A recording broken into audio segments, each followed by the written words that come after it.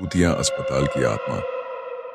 गुमनाम खत और अस्पताल की पहली रात। कुछ इमारतें वक्त के साथ ढहती तो हैं, लेकिन कभी मरती नहीं। उनकी दीवारों में कैद होती हैं अधूरी चीखें, टपकता खून, और वो आत्माएं जो हमेशा किसी को ढूंढती हैं। अपना सच कहने के लिए ये कहानी भी एक ऐसी ही इमारत की है।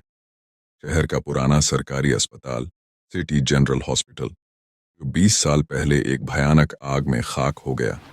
आ जाता है उस आग में सिर्फ लोग ही नहीं जले थे, ये आत्माएं वहीं बंध गई थीं और आज भी किसी के इंतजार में हैं, किसी के जो उनकी अधूरी कहानी पूरी करे।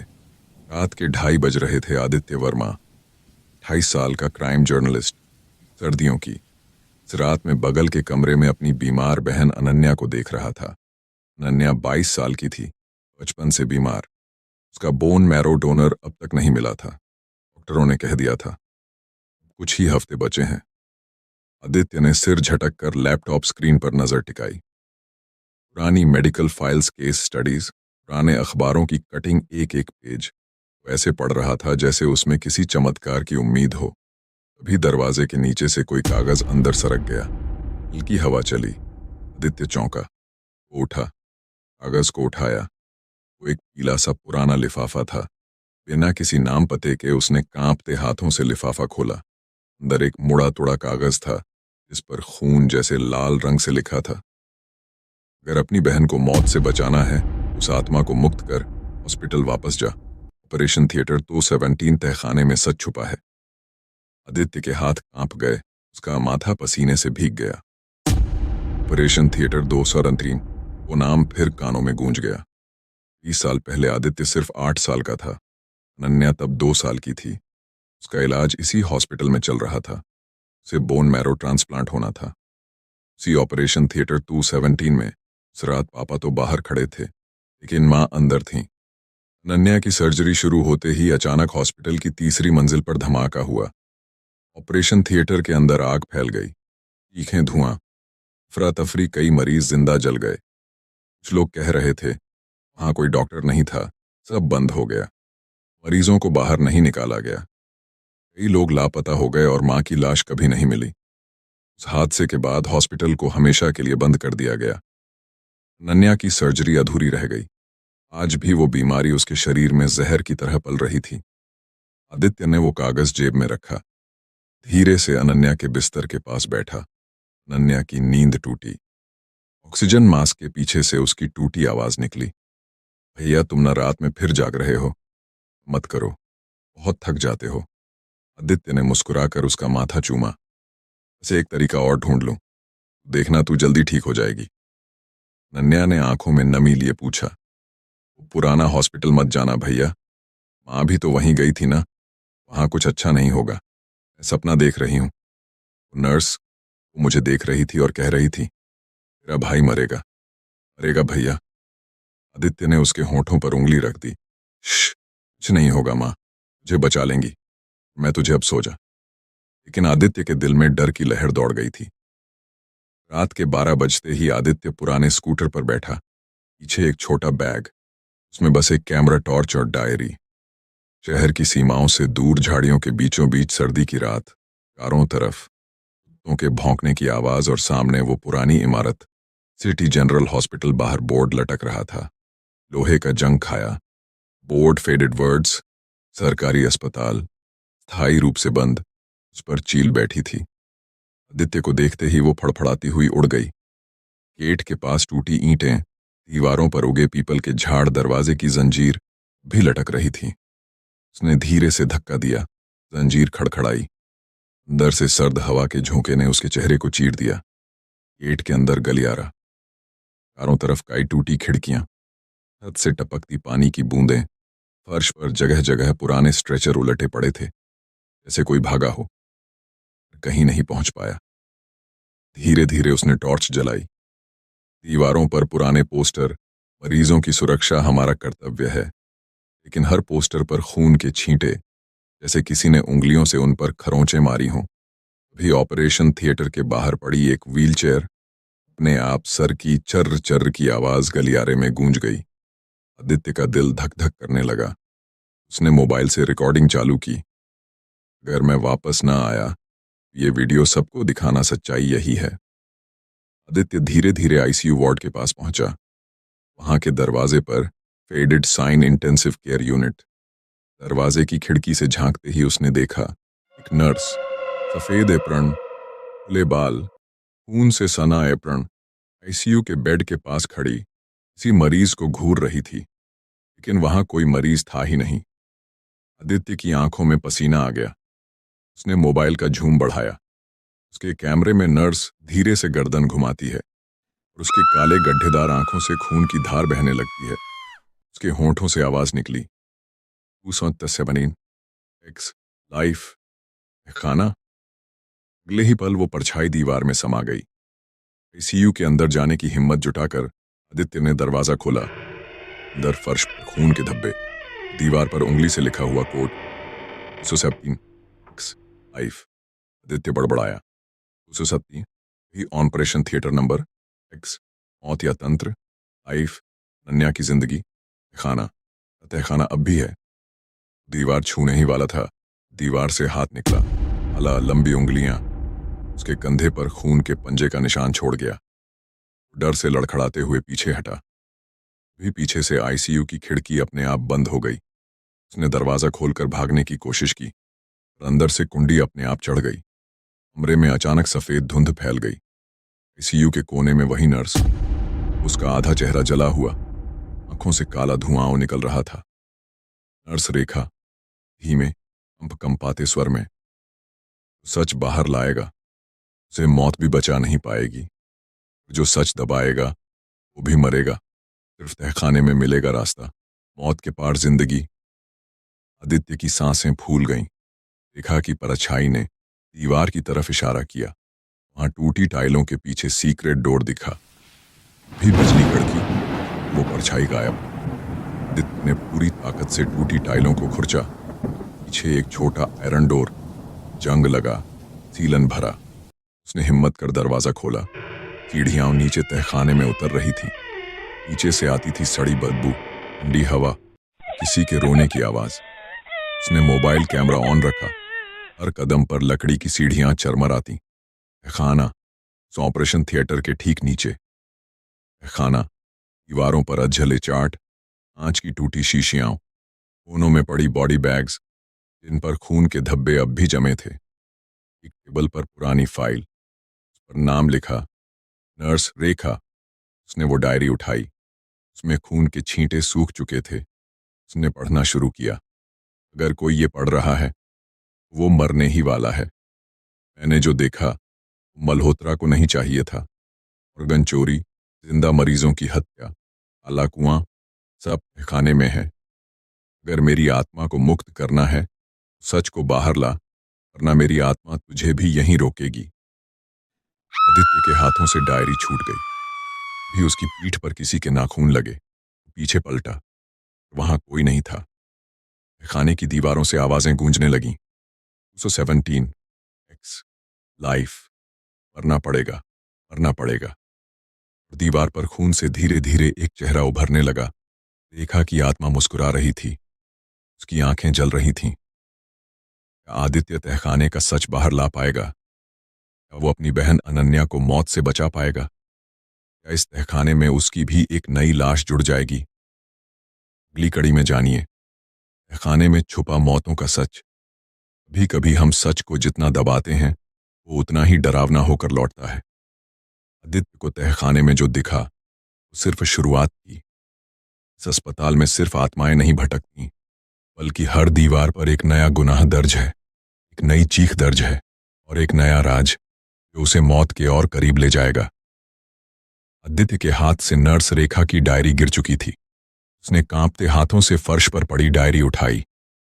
तभी उसे लगा जैसे पीछे कोई सांसें ले रहा हो। उसने पलट कर देखा। कोने में एक टूटी अलमारी थी। उसके दरवाजे आधे खुले थे। अंदर से अंधेरा झांक रहा था। टॉर्च की रोशनी अलमारी के अंदर गई। अंदर एक औरत बैठी थी, आधा चेहरा जला हुआ, आंखें सूनी। आदित्य की चीख निकलने ही वाली थी कि वो औरत सरकती हुई अलमारी से बाहर निकली। फर्श पर नाखून घसीटते हुए उसके होंठ हिल रहे थे। फाइलें, फाइलें, सच, फाइलें। अगले ही पल वो फुस्सा होकर धुएं में बदल गई और अलमारी के पीछे से एक सीक्रेट लॉकर का हैंडल झलक गया। आदित्य ने अलमारी खींचकर हटा दी, पुराने जंग लगे लॉकर को खोला। अंदर धूल से सने मोटे फाइलों के पुलिंदे रखे थे। पहली फाइल पर लिखा था पेशेंट नेम ज्योति सिन्हा मिसिंग। दूसरी patient E.L. Bhattacharya death unreported. तीसरी चाइल्ड बेबी गर्ल रिया 2 months बॉडी लॉस्ट। एक एक पन्ना पढ़ते ही आदित्य की रूह कांप उठी। कुल 17 नाम, सबके केस फाइल बंद। कोई रिपोर्ट नहीं, कोई पोस्टमार्टम रिपोर्ट नहीं। डायरी के एक पन्ने में रेखा की लिखावट में आखिरी लाइन थी, मल्होत्रा सबकी लाशें काले कुएं में फेंकता था, कुछ आत्माएं वहीं से लौट आई हैं। अभी तहखाने के कोने में धुंधल का गहरा हुआ, दीवारों पर परछाई नाचने लगी। सामने एक भारी आवाज गूंजी, कोई मेरा सच बाहर नहीं लाएगा, जो लाएगा वो जिंदा नहीं बचेगा। आदित्य ने अपनी टॉर्च उस दिशा में घुमाई। दीवार पर एक चेहरा उभर रहा था, सफेद कोट, मोटे चश्मे के पीछे लाल लाल आंखें, काले खून के धब्बे उसके अपरण पर थे। डॉक्टर मल्होत्रा की आत्मा।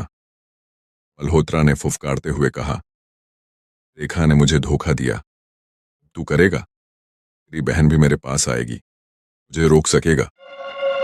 मल्होत्रा की परछाई गायब होते ही तहखाने की दीवार पर हल्की सी दरार दिखी। आदित्य ने दीवार को धक्का दिया। पीछे एक पतली सुरंग नुमा गुप्त कमरा खुल गया।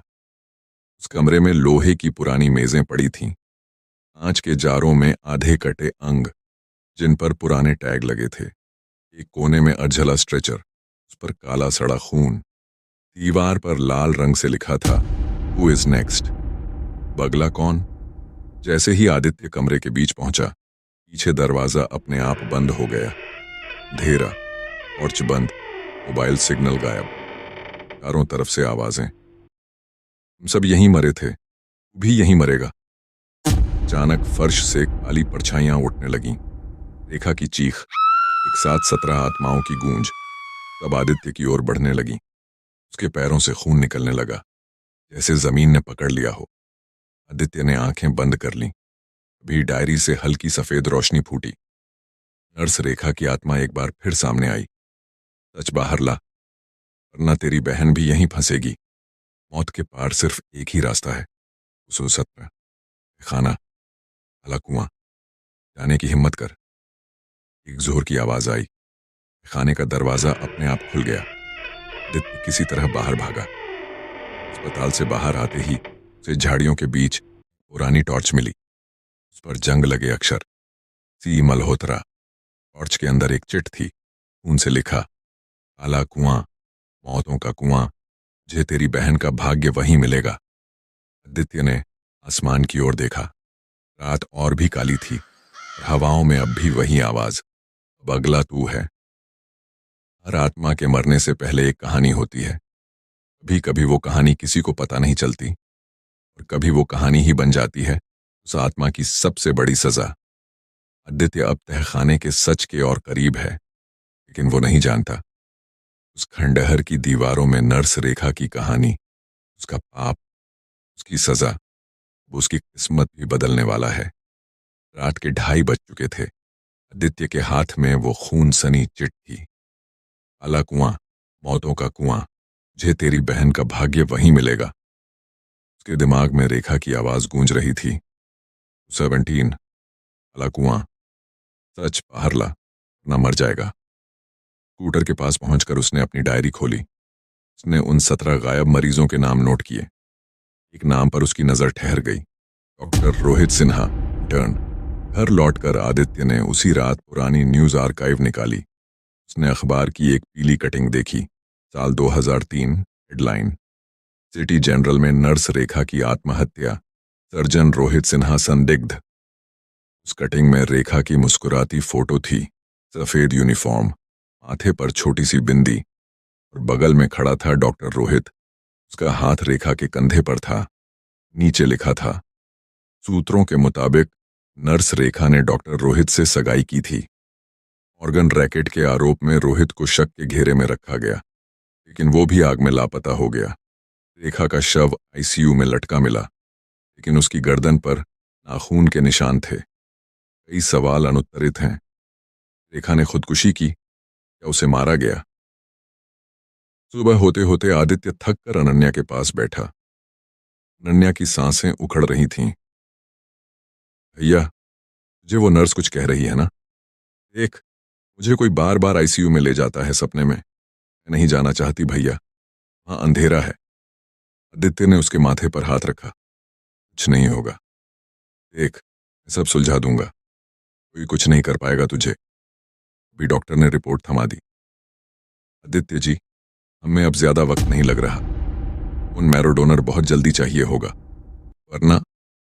आदित्य का दिमाग झंझना गया। अब चाहे जो हो, मुझे काले कुएं और 217 का सच देखना ही पड़ेगा। अगली रात आदित्य फिर अस्पताल लौटा। इस बार वो सीधा ऑपरेशन थिएटर 217 के पास पहुंचा। दरवाजा अब भी आधा जला हुआ था। उसने टॉर्च से अंदर झांका। फर्श पर जले उपकरण, टूटा ऑपरेशन बेड, बीचों बीच खून से लिखा शब्द रेखा रोहित। अभी उसके पीछे किसी ने दरवाजा बंद कर दिया। हल्की सी हंसी। पलटा। नर्स रेखा की परछाई, लेकिन इस बार वो जली हुई नहीं थी। वो खूबसूरत थी। सफेद यूनिफॉर्म, लाल बिंदी, और उसके हाथों में डॉक्टर रोहित का हाथ था। दोनों हवा में खड़े, और उनकी परछाइयां दीवारों में उलझ रही थीं। रेखा ने आंखें उठाकर आदित्य को देखा। तुझे मेरी कहानी सुननी होगी, नहीं तो ये दीवारें तुझे निगल लेंगी। धीरे धीरे पूरा ऑपरेशन थिएटर बदलने लगा। दीवारें वैसी ही नई चमचमाती, स्टाफ दौड़ता हुआ, नर्सें रिपोर्ट लिख रही थीं। डॉक्टर रोहित रेखा को ऑपरेशन थिएटर में बुला रहा था। फ्लैशबैक में रेखा ने सब बताया। कैसे वो गरीब गांव की लड़की थी, मल्होत्रा के हॉस्पिटल में नर्स बनी, रोहित से प्यार हुआ। रोहित ईमानदार था। उसने मल्होत्रा के ऑर्गन रैकेट का पता लगा लिया। एक रात रोहित ने कहा, हम ये सब पुलिस को बताएंगे रेखा, मेरी गवाह बनोगी। रेखा ने कहा, अगर मैं गवाही दूंगी तो मल्होत्रा हमें जिंदा नहीं छोड़ेगा। रोहित ने कहा, हम भाग जाएंगे, शादी करेंगे, कहीं दूर। आदित्य के सामने पूरा फ्लैशबैक जिंदा हो गया। रोहित ने एक सीक्रेट डायरी बनाई थी, उसमें सारे सबूत, लेकिन उसी रात मल्होत्रा ने उन्हें पकड़ लिया। रोहित को ऑपरेशन थिएटर में बांध दिया, जिंदा जला दिया। रेखा को मजबूर किया, या तो वो सब झूठ बोले या मर जाए। रेखा के आंसू बह निकले। मैंने झूठ बोला, लेकिन बाद में मुझे खुद को ही मारना पड़ा। भी मेरी आत्मा भटकती है। मेरी डायरी वो तहखाने के नीचे दूसरे गुप्त कमरे में है, उसे निकालो, अभी तेरी बहन बचेगी। अभी ऑपरेशन थिएटर की दीवारों से खून टपकने लगा। रेखा की परछाई अचानक डरावनी हो गई। उसकी मुस्कुराहट पिघलकर काले खून में बदल गई। अगर तू सच नहीं लाया, तेरी बहन मेरी तरह मर जाएगी, और मैं हमेशा के लिए यहीं रहूंगी। आदित्य पीछे भागने लगा, और ऑपरेशन थिएटर का दरवाजा अपने आप बंद। फर्श से काली परछाई उसके पैरों में लिपटी। उसका दम घुटने लगा। रेखा की हंसी, रोहित की चीखें, सब मिलकर एक कर्कश आवाज बन गई। भी अचानक दीवार पर दरार पड़ी। रेखा की आत्मा चीखी, काले कुएं में मेरी डायरी, उसे लाना होगा, भाग। दरवाजा जोर से खुला। आदित्य किसी तरह बाहर भागा। पीछे ऑपरेशन थिएटर के अंदर भी दो परछाइयां गले लगकर लिपटी थीं, लेकिन उनकी आंखों से खून बह रहा था। बाहर निकलते ही आदित्य की शर्ट पर खून के पंजों के निशान थे। उसने जेब टटोली। अंदर वही खून से सना पेज रखा था। काला कुआं, मौतों का कुआं। रेखा की डायरी वहीं है। आदित्य ने अस्पताल की छत की ओर देखा। वहां रेखा खड़ी थी, उसकी जली हुई परछाई, और उसके बगल में डॉक्टर रोहित। दोनों हवा में गायब हो गए। हवा में उनकी फुसफुसाहट गूंजी, तू भी मरेगा, हमारा सच बाहर लाएगा। सच जितना गहरा होता है, मौत उतनी ही नजदीक खड़ी होती है। आदित्य अब उस कुएं तक पहुंचने वाला है, जहां नर्स रेखा की डायरी छुपी है। और वो नहीं जानता, उस काले कुएं की तलहटी में सिर्फ कागज के पन्ने नहीं पड़े हैं, वहां पड़े हैं उन आत्माओं के चीखते हिस्से, जो आज भी किसी को जिंदा बाहर जाने नहीं देते। आदित्य अस्पताल के बाहर झाड़ियों में खड़ा था। आसमान में घने बादल, ठंडी हवा। उसने जेब से वो खून से सना पेज निकाला। काला कुआं, मौतों का कुआं। रेखा की डायरी वहीं है। रेखा की फुसफुसाहट उसके कानों में गूंजी।